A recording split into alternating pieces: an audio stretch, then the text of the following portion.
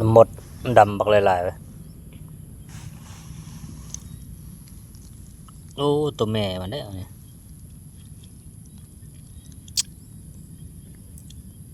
คือหยัก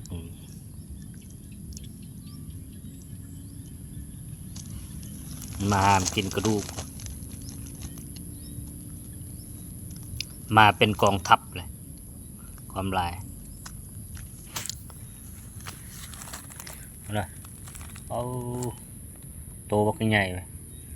กำลังแห่เป็นขบวนมาแหละขบวนกองทัพคนเงินมาให้ยังซี่แต่บ่ขักมีหอดหมดงามนะปะทากับหมดดำมาห้ามกินกระดูกกำลังเคลื่อนย้ายเลยเคลื่อนย้ายเข้ามาโอ้ดังมันก็ดีเลยเนาะคือดังมาไปกินอยู่ใส่มันหู้หมดนะ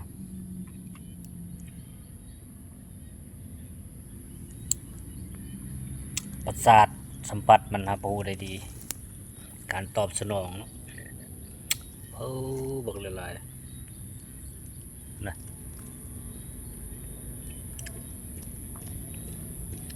ความลาย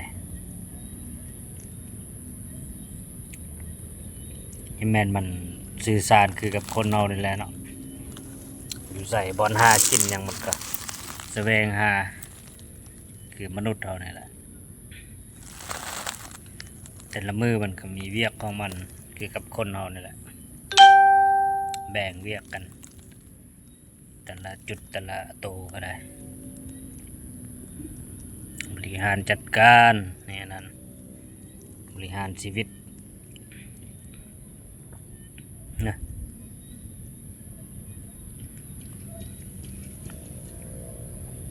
มันกินเนื้อเก่งนะหมดอันนี้นะกินฮอดเนื้อคน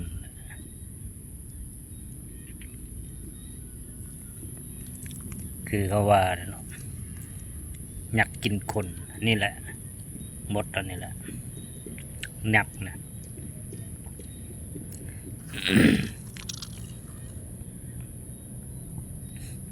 อย่างมันก็กินไปหมดเป็นเนื้อเป็นอย่างมันกินไปหมดเลย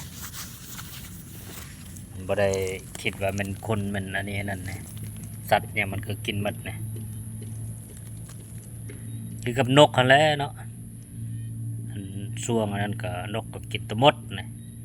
แตะนกตายไปมันก็เป็นอาหารมดคือเก่ากงกรรมกงเกลียนเขาว่า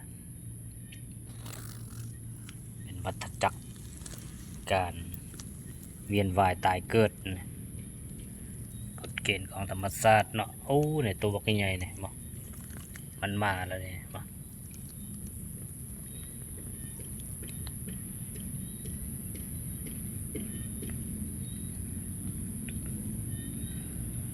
คือจะดีใจแล้วเนาะมาจวบตอนใหญ่เลย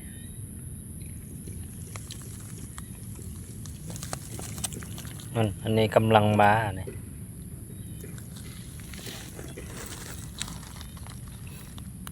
เอาไปเป็นสารคดีได้อันนี้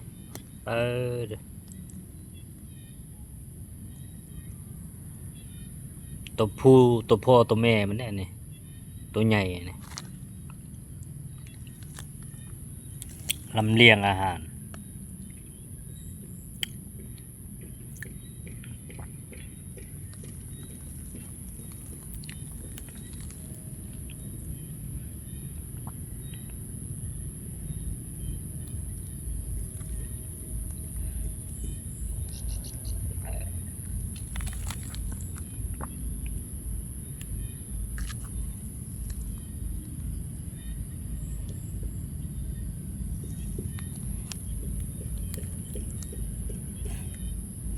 ฝากกดไลค์กดแชร์ด้วยเด้อพี่น้องปองไป